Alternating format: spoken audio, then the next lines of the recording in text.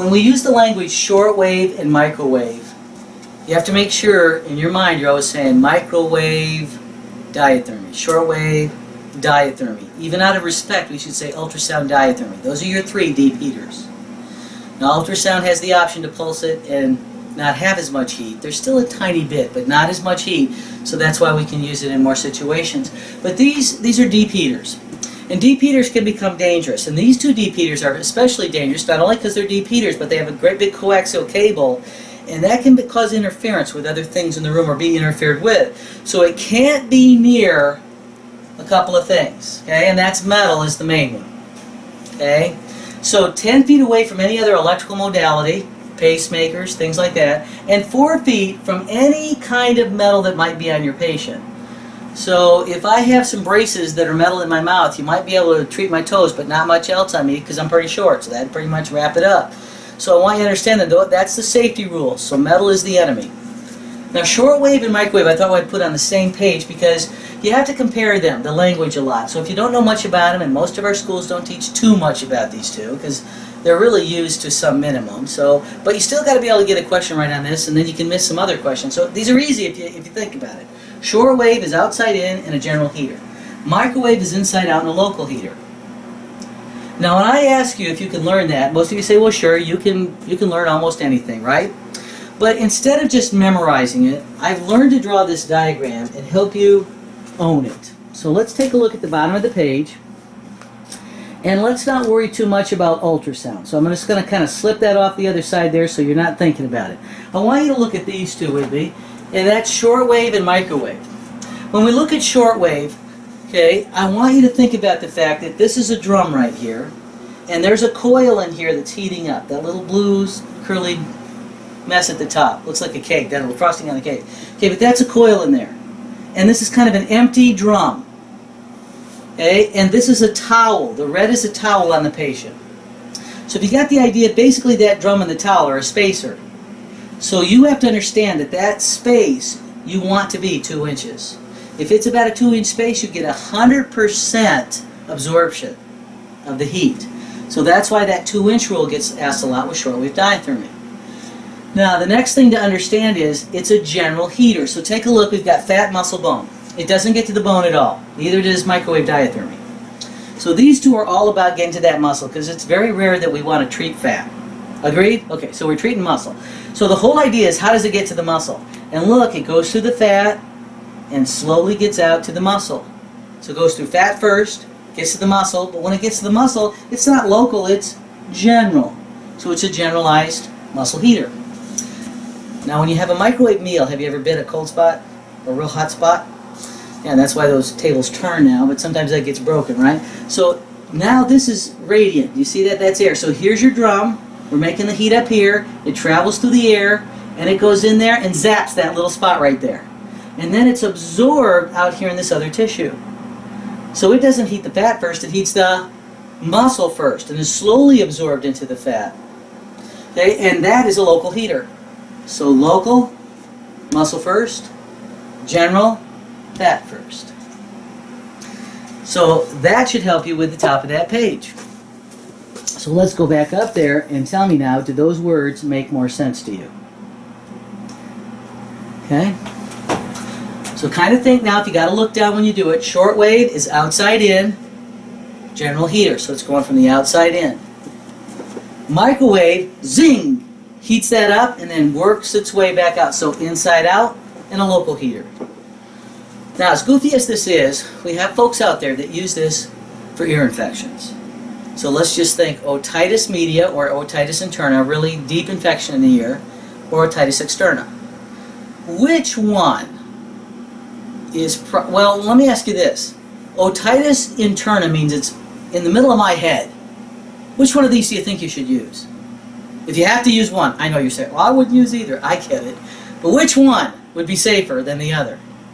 You see, if you pick microwave diathermy, then you went in, zapped a spot, and came back out, and let's hope it wasn't too deep, or my brain is fried, and I'm, a scrambled egg. So we want to go in gradually, and that would be shortwave diathermy. If it's an outer ear infection, you can use microwave diathermy. So that's what this little question is about. I put otitis media there, and I put Otitis externa up here.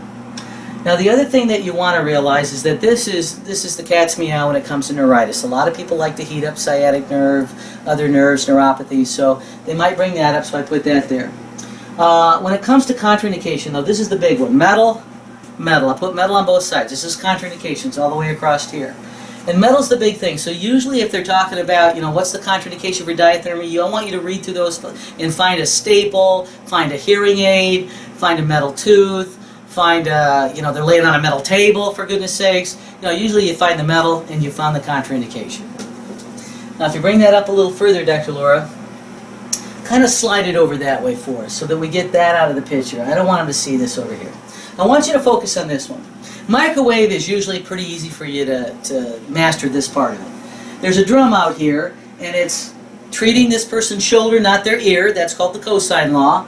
The closer we get, the more we're treating it. You want it about 1 to 7 inches apart. That probably looks a little too far, so we're kind of maximizing there. They've got their goggles on, it's radiant, and we don't need a towel. So this one's pretty easy to master. And how long do you do it? About 20 minutes. Now, bring these over, and when you take a look at this other side, look at how complicated old shortwave diathermy can be. So let's kind of start at the top and take a look at this. Okay? When we look at this, this is the one we talked about at the bottom, because this is usually the drum. They like to set it on the chest of someone or on somebody's belly to get rid of all the debris of bronchitis, because that can last for months, even a year, and pelvic inflammatory disease. So if you'll notice back up here, Dr. Laura, slide us back up here. I have put a box around PID and I put a box around bronchitis. Because your mind probably looks at that and goes, well, that is a pretty nasty infection. Why are we heat that up? We're going to spread it everywhere. And that would be a very legitimate question. Except that you're supposed to know those things are chronic debris makers, and it's for treating that chronic situation. So we're supposed to have that clinical understanding. Unfortunately, sometimes we're just supposed to know things don't be explained. Now, when we talk about then induction, that's putting that drum on you. There's the towel there. We want to make sure it's 2 inches total away for 100% heat absorption. So there's that little love note up there again for you. When you talk about condensers, they're like when you think about electrical muscle stim pads. It's like 2 pads. And there's going to be a current between them, only this time it's heat. The whole idea is heat, not electricity. So when you do it this way, it's called longitudinal. When you go in and come right back out in the same plane, it's coplanar. And when you go through crossways like that, it's transverse. So if you think about it, if you're treating a knee joint or an ankle joint, or you're treating a wrist, or you're treating an elbow, or you're treating a shoulder, when you're treating joints, it's always transverse.